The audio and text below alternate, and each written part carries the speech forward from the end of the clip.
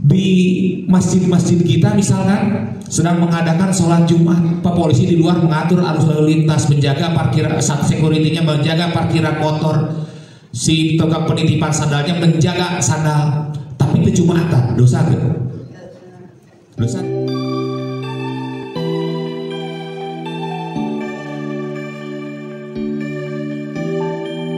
Jangan lupa like, comment, and subscribe. Bapak Ibu sekalian, mereview sedikit supaya nyambung untuk materi kali ini. Kemarin telah kita bahas terkait ibadah, bahwa segala sesuatu yang kita lakukan tentu saja harus mempunyai nilai ibadah. Karena apa? Karena Allah menciptakan kita itu tujuan utamanya mah agar kita senantiasa beribadah. Wa ma khalaqtul jinna wal insa illa liya'budun. Tidak aku ciptakan manusia dan jin kecuali hanya untuk beribadah kepadaku. Firman Allah. Jadi esensi adanya kita, esensi hidupnya kita, esensi istitoahnya kita, yakni hanya untuk beribadah.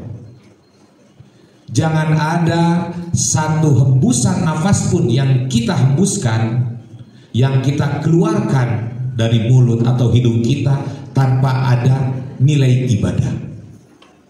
Alangkah ruginya tatkala kita mempunyai waktu yang telah Allah berikan sangat luang seperti sekarang ini, ada waktu terbuang tersia-sia tanpa ada nilai ibadah di situ.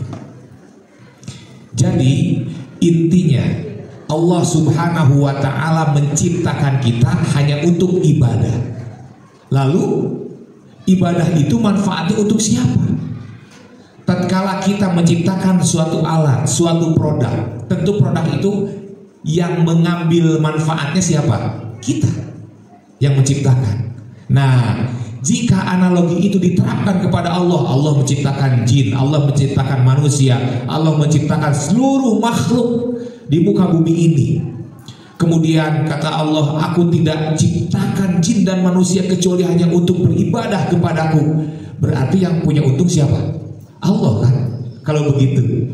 Nah, tentu saja konteksnya berbeda. Kita dituntut untuk beribadah untuk bekal kita sendiri. Seperti halnya kita mengajarkan kepada anak-anak kita. Ini analogi yang lain. Tidak persis sama tentu saja, tapi ini hanya analogi saja. Kita mengajarkan kepada anak-anak kita supaya anak kita mengerjakan PR, supaya anak kita sekolah, supaya anak kita menghafal. Siapa yang untung? Untuk anak kita, bukan untuk kita. Tapi kunaon urang teh galak atuh. Tatkala anak kita tidak mengerjakan PR dicepret. Tatkala anak kita bolos sekolah, kita marah luar biasa, seperti seolah-olah untuk kepentingan kita. Padahal hidup kita sudah selesai. Artinya kita sudah punya pekerjaan, kita bisa mencari nafkah, kita bisa makan tanpa ada anak pun gitu. Nah, kita mendorong anak agar pintar. Tujuannya untuk siapa? Untuk si anak tersebut, anak kita sendiri, supaya masa depannya cerah, supaya keterampilannya teruji, supaya kepintarannya bisa menjamin kehidupannya. Kan gitu tujuan kita. Jadi untuk anak itu sendiri. Begitupun juga Allah Subhanahu wa ta'ala memerintahkan kita menghambakan diri kepada Allah, beribadah kepada Allah, bukan untuk Allah, untuk kita sendiri, untuk bekal kita, kebahagiaan kita kelak, sekarang dan kelak. Gitu.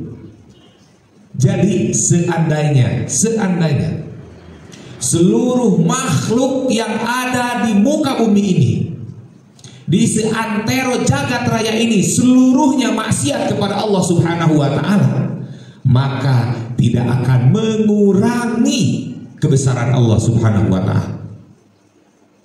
Begitupun juga jika saja seluruh makhluk yang ada di muka bumi ini seluruhnya taat kepada Allah Subhanahu wa taala, beriman kepada Allah Subhanahu wa taala, maka tidak sedikit pun menambah kebesaran dari Allah Subhanahu wa taala. Berbeda dengan kita sebagai makhluk, sebagai manusia. Tatkala popularitas kita melambung tinggi, elektabilitas kita melambung tinggi, maka yang diuntungkan siapa? Kita, kan gitu. Misalkan abdi teh, misalkan saya nyalonkeun wali kota atau gubernur atau presiden. Yang diukur apa? Pertama popularitasnya. Apa itu Haji Nurul? Yang kedua elektabilitasnya. Kemauan orang untuk memilih, mempercayakan sehingga dia dipilih, kan gitu. Semakin banyak orang yang percaya, semakin banyak orang yang loyal, maka semakin baik, semakin populer, semakin kuat, semakin berkuasa. Nah, untuk Allah tidak. Seandainya seluruh makhluk semua maksiat kepada Allah, tidak mengurangi kebesaran Allah sedikit pun.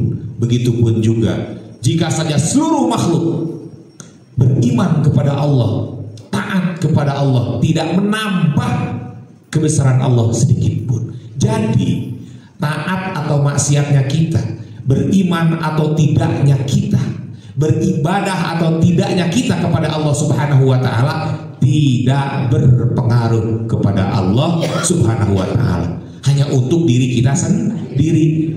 Jangan memberikan kemanfaatan atau memberikan kemadaratannya hanya untuk kita sendiri. Nah, Bapak Ibu sekalian, wa ma khalaqtul jinna wal insa illa liya'budun. Aku tidak menciptakan jin dan manusia kecuali hanya untuk beribadah kepadaku. Berarti setiap waktu, setiap nafas, setiap saat jangan sampai lepas dari nilai ibadah. Dalam artian bagaimana?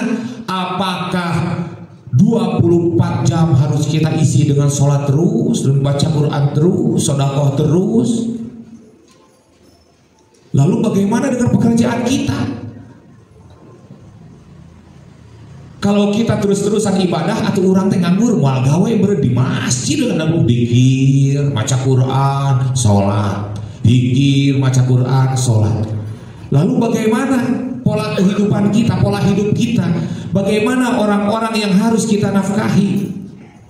Nah, sehingga oleh karena itu bagi orang yang menganggap ibadah itu adalah didefinisikan dengan sangat sempit, seolah-olah ibadah itu hanya sholat, seolah-olah ibadah itu hanya puasa, hanya membaca Quran dan sebagainya, maka hidupna teh rupok, hidupna teh antara rupoknya sempit, jumud, tidak bisa bagaimana, diam di masjid.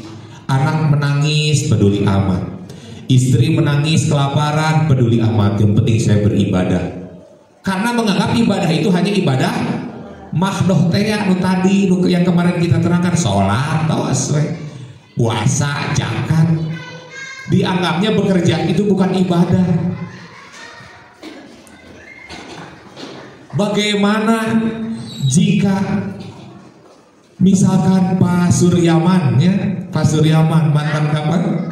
Pak Sutarman, mantan polisi, sehari-harinya mengatur lalu lintas panas-panasan.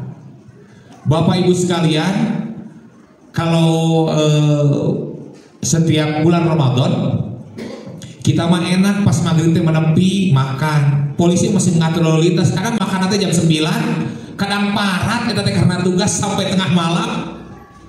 Lalu apakah itu bukan ibadah? Bagaimana pemadam kebakaran mempertaruhkan nyawanya memadamkan api? Apakah itu bukan ibadah? Nah, makanya kembali,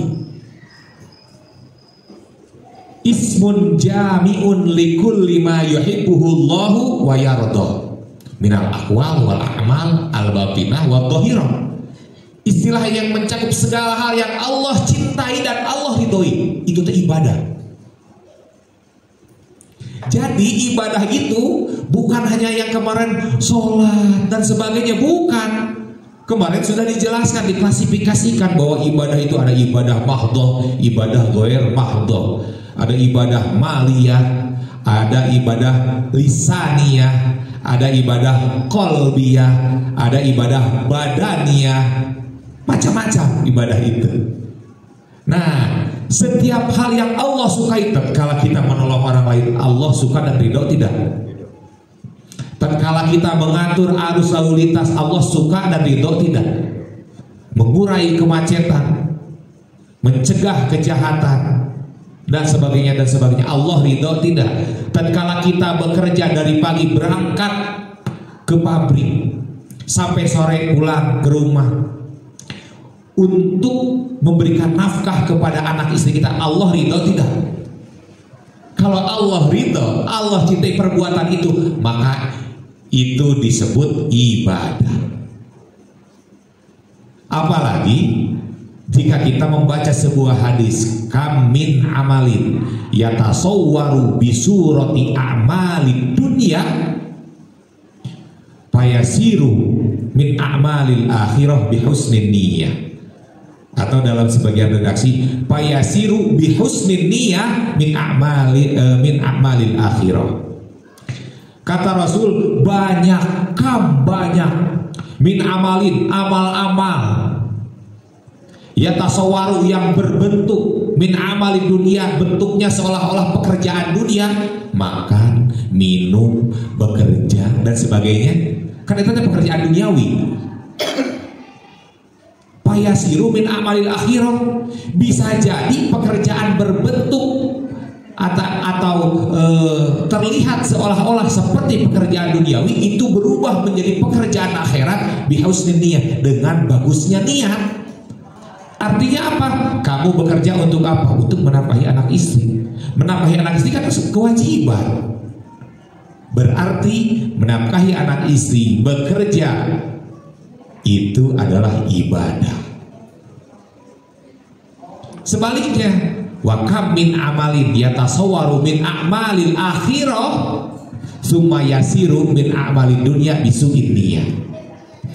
Kata Rasul, banyak perbuatan-perbuatan, amal-amal yang terlihat bentuknya seolah-olah itu teh amal perbuatan untuk ukhrawi, untuk akhirat. Sholat, puasa, baca Quran, haji, sodako, zakat dan sebagainya. Summa yasir min a'mali dunia. Kemudian ternyata jadinya hanya itu pekerjaan duniawi saja, tidak mempunyai dampak untuk akhiratnya. Bisu'in niyyah, dikarenakan jeleknya niat. Kamu berangkat haji untuk apa? Supaya ada gelar di depan haji, supaya dipanggil Pak Haji, dipanggil Bu Haji. Biasanya kalau orang sudah berangkat haji, status sosial di masyarakat agak naik. Tuh, berarti apa? Jelek niatnya, bukan melaksanakan ibadah. Jadi walaupun pekerjaan itu bentuknya seperti pekerjaan ibadah, tatkala dilakukan dengan niat yang tidak pas, maka jadinya bukan ibadah, walaupun terlihat seolah-olah ibadah. Nanti akan dijelaskan di bab haji. Jadi banyak pekerjaan-pekerjaan seperti itu. Malahan banyak pekerjaan yang mempunyai nilai ibadah, padahal terlihat seolah-olah sedang menentang atau sedang tidak ibadah. Contoh, mungkin Pak Sutarman banyak pengalaman dalam hal ini, terutama karena polisi kan, pengamanan ini salah satu contoh saja. Di Masjidil Haram, tatkala imam datang, banyak askar yang mengawal imam. Sholat Jumat, si askar apa tuh sholat Jumat padahal laki. Karena apa? Tugasnya menjaga.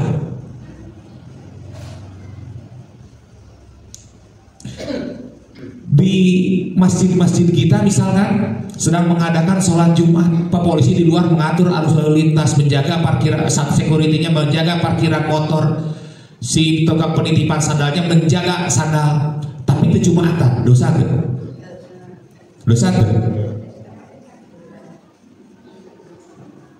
Padahal itu apa? Ibadah mahdoh. Terlihat seperti melanggar, terlihat seperti bermaksiat, tetapi justru itulah ibadahnya. Ibadah polisi ya dengan menjaga keamanan, ibadah tentara ya dengan berperang, gitu. Ibadah pemadam kebakaran ya dengan memadamkan api dan sebagainya, menanggulangi bencana. Ibadahnya dokter ya dengan berdinas di rumah sakit atau memeriksa pasien di rumahnya misalkan. Itulah ibadahnya. Seolah-olah seperti pertentangan, padahal tidak. Salah satunya diuraikan dalam sebuah kitab Rawdatul Thalibin kalau nggak salah. Imam Nawawi pernah berkata bahwa salah satu udur itu dispensasi. Salah satu udur untuk melaksanakan sholat Jumat ialah karena adanya kekhawatiran bagi dirinya atau bagi hartanya atau bagi orang yang ia bela atau bagi orang yang telah mempekerjakannya dari orang yang mendolimi. Security misalkan, semua orang sholat Jumat, security nama cari ke di bank atau ATM, di pabrik diam, padahal yang lain pada Jumatan. Tapi tetap kewajiban melaksanakan sholat duhurnya tetap harus dilaksanakan. Akan tetapi kewajiban yang sifatnya insidentil seperti Jumatan hukum tidak bisa dieserkeun ke Sabtu, tidak bisa. Kalau duhur kan di Sabtu ada, di Minggu ada kan gitu. Nah, sholat Jumat pun begitu. Kata Imam Nawawi begitu. Sebagian dari udur sholat Jumat itu ialah ayyakhofa ala nafsihi, karena ketakutan terhadap dirinya. Sehingga sampai gini, mencontohkan begini. Misalkan di luar ada debt collector, di luar ada orang yang ia hutangi, sudah jatuh tempo, dia belum punya uang. Mau keluar jadi ketahuan, nggak keluar, aduh saya harus sholat Jumat. Ini begitu saja sudah termasuk udur syar'i. Artinya syara agama memberikan dispensasi untuk itu dia tidak melaksanakan sholat Jumat. Akan tetapi tentu saja wajib sholat lohor. Asalnya wajib sholat Jumat, tapi karena ada udur, salah satunya itu karena ketakutan terhadap dirinya dan hartanya. Kerma artos sesak kieu nah lamun pakai hutang, aduh kumaha pun anak misalkan can makan kada bisa beh dan sebagainya. Dalam artian bukan seperti zaman sekarang. Zaman sekarang uang aya oke kan gitu. Waktu pinjam orang itu sangat mudah, tapi pas bayar hese. Padahal uangnya ada kan gitu. Bukan seperti itu, tapi memang benar-benar tidak ada. Dalam artian dia tidak punya uang, nggak apa-apa. Nah, Bapak Ibu sekalian, kembali lagi terkait ibadah, bahwa ibadah itu merupakan hal yang sangat esensi seperti yang tadi telah diuraikan. Sehingga sebelum apa-apa kita harus ibadah dulu. Maksudnya apa? Maksudnya seperti dalam surat Al-Fatihah, iyyaka na'budu wa iyyaka nasta'in. Sebelum kita meminta sesuatu, meminta pertolongan, meminta sesuatu, meminta ujroh, meminta buruhan, meminta pahala, meminta surga, maka ibadah dulu. Artinya apa? Artinya kamu jalankan kewajibanmu, nanti Allah akan menjalankan janjinya. Jangan berharap Allah menuaikan janjinya kepada hambanya tatkala si hambanya tidak menjalankan kewajibannya. Tong menta heula tapi ibadah heula, menghambakan diri kan gitu. Al ujrah biqadril masaqah. Gaji itu tergantung pekerjaan. Pekerjaan sulit tentu akan dibayar mahal. Pekerjaan mudah maka tentu saja gajinya pun, honornya pun akan disesuaikan. murah, gitu kan? Dan tentu saja pembayaran gaji, pembayaran honor itu setelah pekerjaan selesai. Beribadah dulu, menghambakan diri kepada Allah dulu, baru Allah akan menuaikan janjinya kepada hambanya, kepada kita. Kalau kita mah bagaimana? Dibalik tuh, dibalik teh kumaha? Kita mah permintaan, permohonan itu beribu-ribu tak? Ada ibadah terburu-buru.